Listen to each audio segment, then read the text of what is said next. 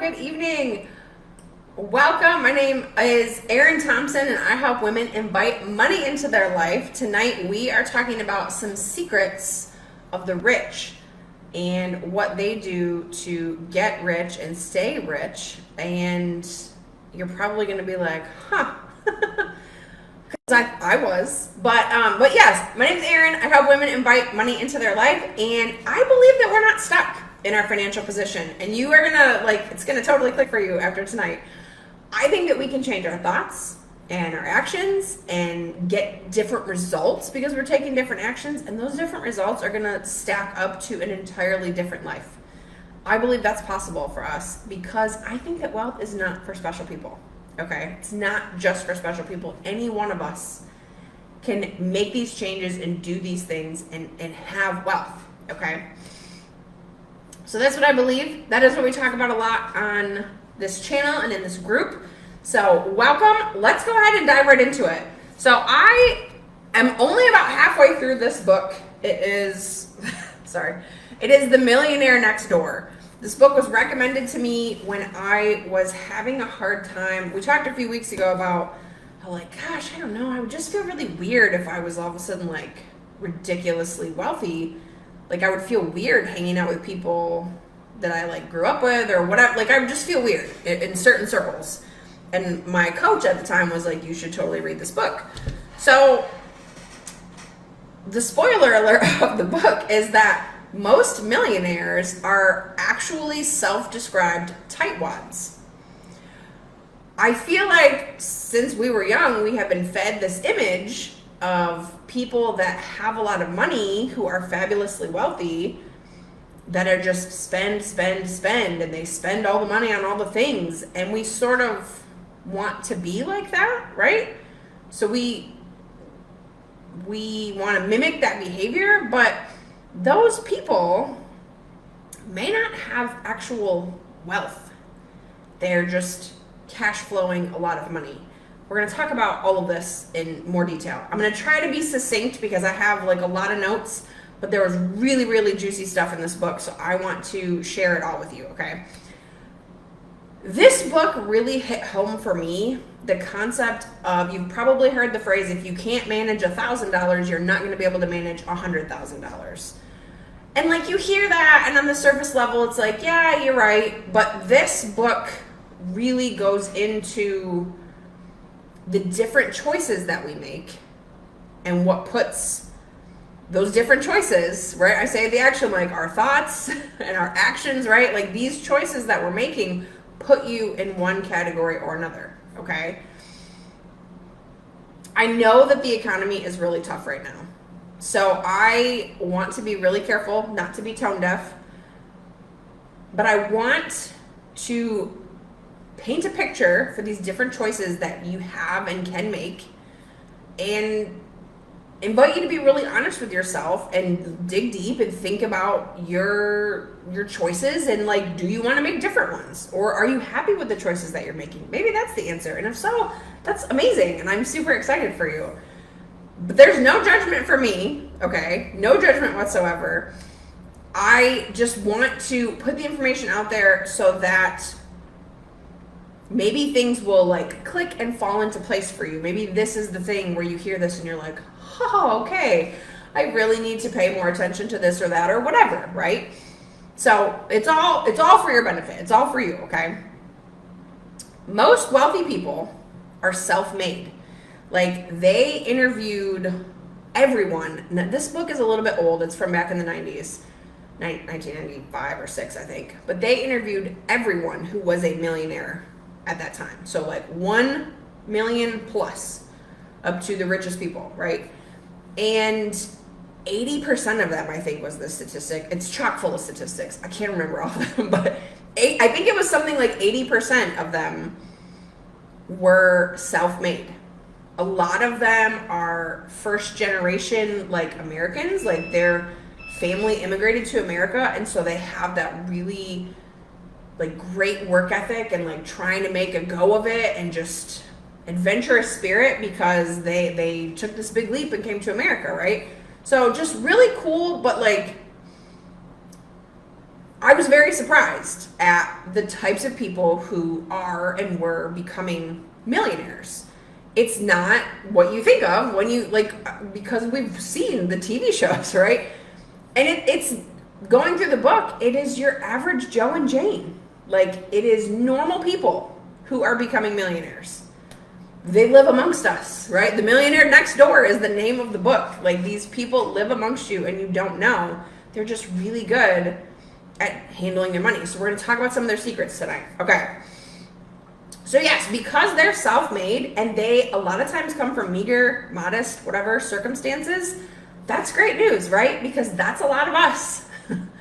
That means that it is totally possible and any one of us can change what we're doing and also become millionaires and achieve this wealthy, secure lifestyle for ourselves, right?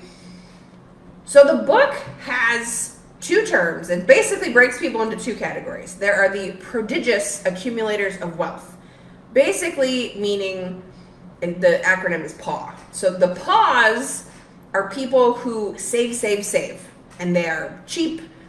I shouldn't say cheap. They are frugal, and they are very conscious about where their money is going, and they're making particular choices. And then there are the UAWs, the under accumulators of wealth.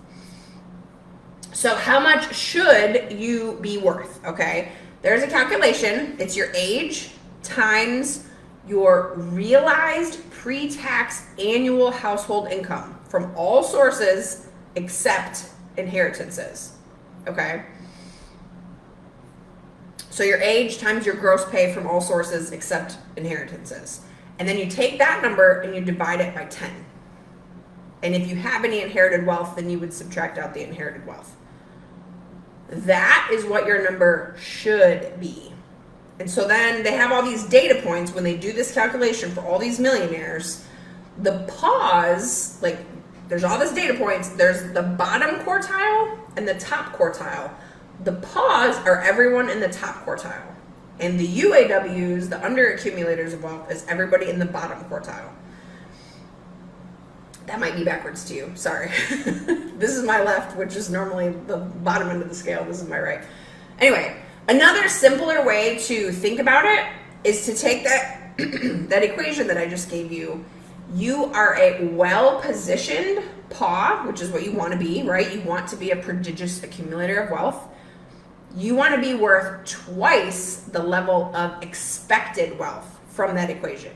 So, like, let's say you do the equation and I don't know, it says that you should be worth like $1 million. You want to have a net worth that is at least $2 million because that means you're like really good at being a PAW, right? So they kick off the beginning of the book talking about how the wealthy know that the tax man comes for your realized income. So this is the income that is in your paycheck that you get every year, right? So they try to reduce their realized income, what is taxable, right, as much as possible, and then they maximize their unrealized income. So this is all of the growth of your assets that don't equate to cash flow. So really, I think they're thinking of like investments, your wealth or your capital that appreciates and gets worth more with time, but it doesn't necessarily give you cash flow. Income tax is the single largest annual expenditure for most households, not just the wealthy, most everybody, right? It's a tax on your income, not on your wealth. And wealthy people know this, right? It's not a tax on the appreciation of the wealth if the appreciation is not realized. So if you don't, you have an asset that's appreciating in value, right? If you don't sell that asset, then your wealth is growing, but you're not having to pay taxes on that growth, if that makes sense. So if the growth doesn't generate cash flow, now as soon as, like if you have a stock that you have bought and you're holding on to, as soon as you sell that stock for a gain, now you've got some cash flow and you will pay taxes on that, right? But holding on to stocks, you don't have to pay taxes on those. Wealthy people measure success by their net worth, not by how much they're bringing home. For the purposes of wealth building, income doesn't really matter that much. Once you're in a high income tax bracket, it matters less how much more you make than what you do with what you already have. Okay? So several of the millionaires that they studied, like a big chunk of them, because there was a lot of people in like the 1 to 10 million kind of bracket, and then people above that, and they had like the statistics and everything laid out for all of it. But there was a big chunk of people that were worth like $2 to $3 million, and they only make, like, bring home $80,000 a year. So often these underaccumulators of wealth, they are motivated to be better off than they were when they were growing up. Or, so like maybe they feel like they were poor or they didn't have a lot, so they want to be better off when they are grown-ups, right? Or maybe their parents were also underaccumulators of wealth and modeled that behavior for them, that like earn to spend kind of behavior, right? So to them, they don't equate better off with actual wealth, like accumulating wealth. They equate better off with looking like they have a lot of money. Okay? Underaccumulators of wealth don't feel like they have enough money to participate in like investing or their employer's 401k matching, which is free money, or things like that to invest, because their money is already tied up in all these things. They don't have enough left over to do that and make it effective. Pause, on the other hand, the people who are frugal, they spend less time on average worrying about their economic well-being. While the underaccumulators of wealth, they are much more concerned about not being wealthy enough to retire in comfort or never accumulating significant wealth.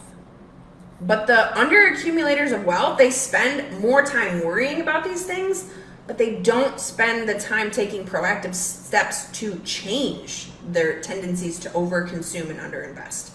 So that's keeping them stuck in this cycle, right? Something to consider, because you might think back to the game of life, like, are you just going to graduate and go get a job, or are you going to graduate and go off to school? Something that they say you should consider, if you hope your child becomes a doctor or a lawyer because they make good money, many of these types of professions, they're having to pay student loans. They also feel like they have to drive a certain kind of car and live in a certain kind of neighborhood and dress a certain way because of their career. And because of that, they end up being underaccumulators of wealth. And because of all of the schooling, they probably didn't have a job or a high-paying job. They probably certainly weren't making enough money to put anything away while they were going through their education. So they get a later start than people who just graduate and go out and get a job. They get a later start on accumulating that wealth. So they're already a little bit at a disadvantage. Now they do make a lot more money, but because of all those things that I just listed, they tend to be under accumulators of wealth because they feel like they have to pay for all these things, right? They have this lifestyle, this image to uphold. They gave a statistic for every one doctor who is frugal in the PAW group, there are 2 in the under-accumulator of wealth category. So basically 2/3 of doctors are struggling and 1/3 of them are doing okay, like if you think about it that way. And then they break down the story of Dr. North versus Dr. South. So Dr. North never bought a suit that wasn't on sale. He buys quality clothing, but never at full price or on an impulse. When he was going to school to be a doctor, his wife was a teacher. They had a small income, but even then, they always had a rule to save. You can't invest without putting something aside to be able to invest, right? Even when he was 11 years old, he saved his first $50 from working at a grocery store. And it's just like that today, but today there's more zeros. It's the same rule, same discipline, there's just more zeros today. So both Dr. North and his wife consider themselves tightwads. They think that they are frugal. They both come from backgrounds of frugality and thrift. Throughout their marriage, they communicated with each other about where their money is going. They are also budgeting together to control their consumption, right? To control their expenses. Both live well below their means. Both contribute to the planning of the well thought out annual budget that they have. Neither one of them objects to buying a used vehicle. Both can tell you how much their family spends each year for each category of things in their life. And neither objected to sending their kids to public elementary and high schools. Both place a high priority on being financially independent. But these goals never translated to shortchanging their 3 kids that they had. They still funded their kids' college educations and graduate and law school tuition fees. And they provided them with funds to purchase homes and like related expenditures. But they paid for all of that out of investments that they had set aside for their children. Because they were like being frugal, they had extra money set aside for these kind of things, right? Conversely, the Souths are not investors. Almost all of the allocations in their household are just coming out of their current income, like paycheck to paycheck, essentially, right? Both of the Souths, the doctor and his wife, are hyper consumers. Both contribute to their lower than expected position on the wealth scale. So like they did their calculation and they're, way below where they should be. Dr. South earns a ton of money, placing him in the 99.5 percentile of all income earners in America, but neither he nor his wife does any budgeting for the family. She's responsible for buying the family's clothing. In 1 year, she spent $30,000 on clothes for herself and her family. And this is 1995, right? But she was shopping at very expensive stores like Saks Fifth Avenue, and I don't even know all the fancy brands. She was shopping at those places. She also contributed significantly to the decision to spend more than $40,000 for country club fees and related expenses. They have an outrageous mortgage. It's like almost twice what mine is, and we're going to talk about me in a second. And then add to that, they go to gourmet restaurants. They have maid services and tutors and lawn care landscaping people and decorating consultants and insurance and all kinds of things, right? Their consumption habits are related to the fact that they have no centralized control over their expenditures. They're not working together. Okay, often they have little to no idea of like what the other is spending their money on or what they're buying. So why does she spend money, you might wonder?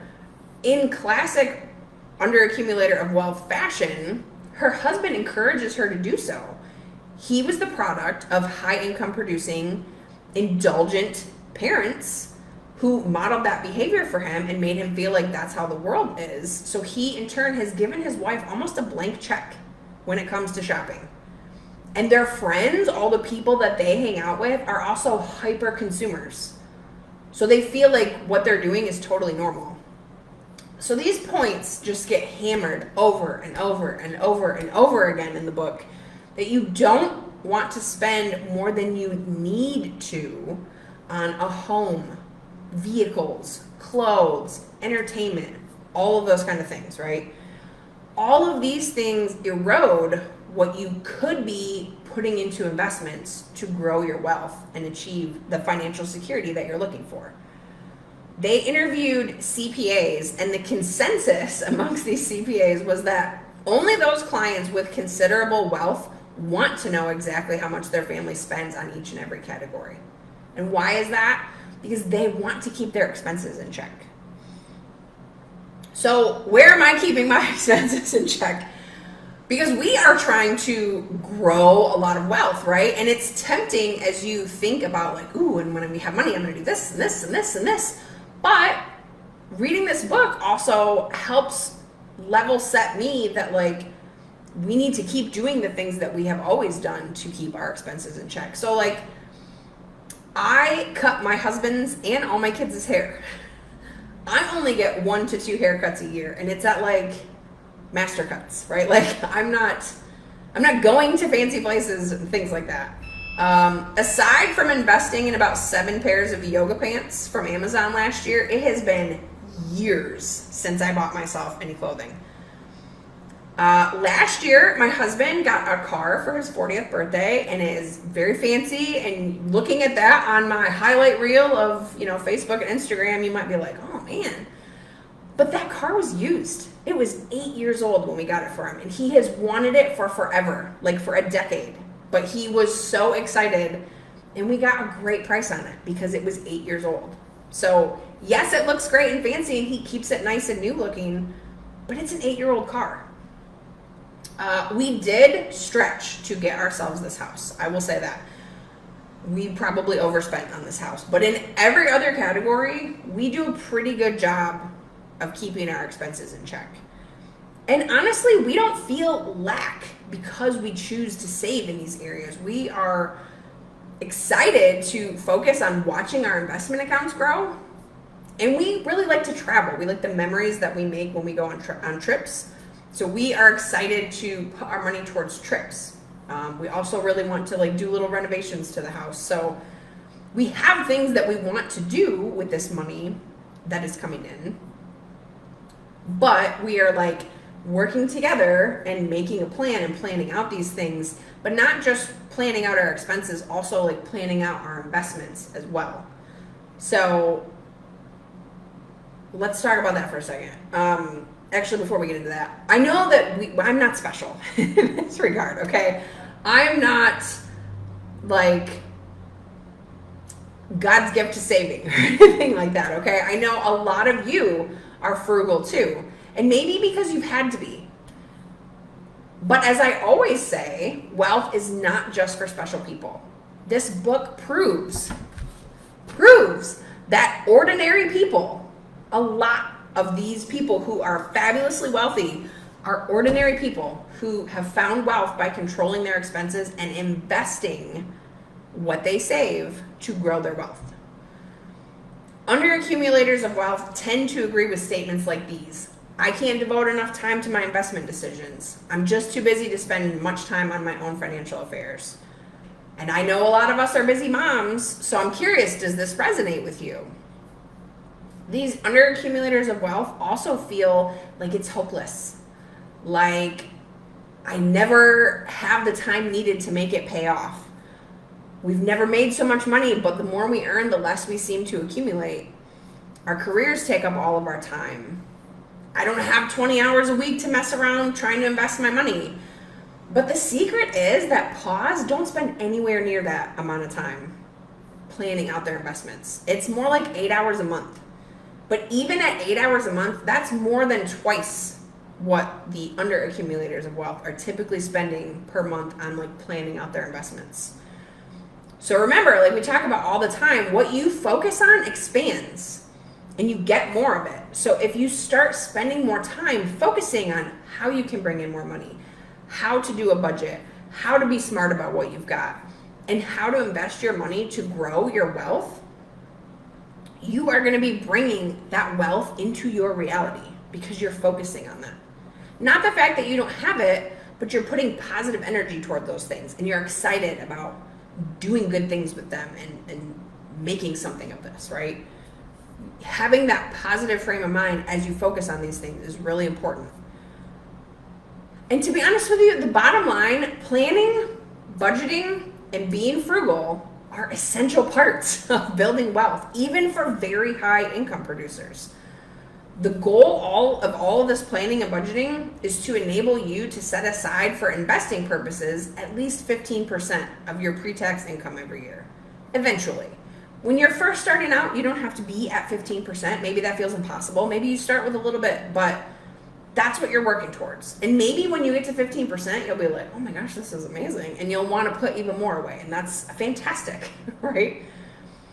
I know that budgeting can be hard to start. And it's frustrating at first because you make a plan and then reality happens and your plan goes to shit, right? But after a few months of just keep trying, just keep tweaking, when you're budgeting, it is an iterative process. It's going to change. You're going to have to tweak it and retry and retry and retry every month for the first few months, okay? So don't get frustrated if that is what you experience.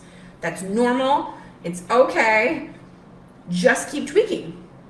And every month you'll get a little bit better and a little bit better. And if you're having a hard time, I'm going to put a link in the comments at the end. Please, let's get on a call and I can help you with that, okay? I know when things are tight, it feels like there's no money for investing. But I think the biggest takeaway from this book is that there are the two different mentalities about getting wealthy. I make X dollars, my bills are Y, I just don't have any extra to put towards investing and growing my wealth, right? So that's one course of action that you could take. And then the other thought process is it doesn't matter how little I make, I always set aside something, no matter how small, to grow my wealth. This is the concept of paying yourself first. You may have heard people use that phrase. That's what it means. It means my paycheck comes, and before I worry about any of my bills, I have some amount of money that I have figured out beforehand that is just going to automatically go into an investment account so that I can start growing my wealth. And I don't even miss it because I never had it, right? Now that it's gone, I'm going to take the rest and figure out how to make my bills from the rest. That is how you're going to get wealthy, okay? And unfortunately, the people in the first category, they're not on track for wealth. And it's always going to feel like it's eluding you because you're just not able to accumulate that wealth that you are looking for if you're looking for that security and freedom, right? While the people in the second category, the ones who are putting, even if it's $10 a week, a month, whatever little bit you can put aside, put it aside. And when you do that, you're doing it, right? You're not thinking about doing it. You're not wishing you were doing it. You're doing it, even if it's a really small amount, okay? You're growing your wealth, even if the amount is so small that you feel stupid, like this is never going to amount to anything. You're still doing it, okay? You will get wealthy just by developing this mindset and these habits. You're going to start to grow your wealth. It will happen, okay? I don't share any of this stuff to put you into a place of lack. There is so much abundance available to us. We can all have the wealth that we want because we deserve it. We just do. Just for being alive on this earth, you get to have whatever you want. You just have to go about getting it the right way. I don't share this to put you in a place of lack at all and make you feel like, oh, geez, I really need to cut back on. No. I share this because I would hate for you to get one of these extra income streams or these side hustles and to be making more money and be excited about that, and then you still feel like, gosh, I'm making more money than we ever have, and it still isn't going far enough. Like, we're still struggling. It's still tight. That would be a freaking Greek tragedy to me if you were making more money just like you have been dreaming of all these years, right? But then that more money still isn't enough. I want you to experience the ease and the freedom and the comfort and security that you have been dreaming of. I don't want you to stress about money anymore, right? I don't want you to feel like things are tight. And that comes from having wealth, not just a big paycheck, okay?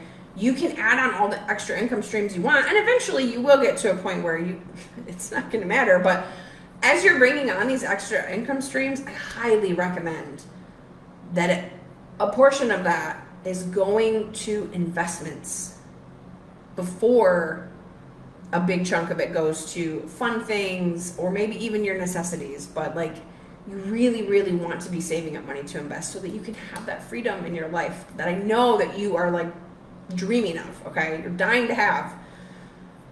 So if you are interested in investing but you have no idea what to do, where to begin, how to make any of it work, right? I've got you. I'm going to put a link in the comments. I have a $47 course that teaches you how to go from knowing nothing, absolutely nothing, to investing with confidence. So I'm here for you to help you get into the stock market so you can start, like I said, even if it's with $10, start growing your wealth. You will never be mad at yourself for doing this, I promise. Your future self will thank you, okay? You deserve wealth, and I want to help you get there. If you feel stuck or scared or unsure, like, I'm your girl. Let's get on a call. Speaking of which, I'm going to drop a link in the comments below also so that you can book a call. Like, I am happy to help you strategize. What do you need? Maybe what's not the best thing for you. Like, I could offer some ideas. I could help point you to some free resources. I can help you brainstorm a plan. Like, you don't have to do this alone, okay? I just really want to see you winning.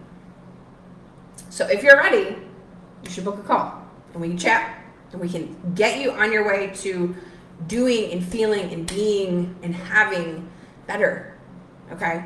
I'm going to stop because I've gone a whole stinking half hour tonight. But thank you so much. I hope you have a wonderful rest of your week, and I will see you guys next week.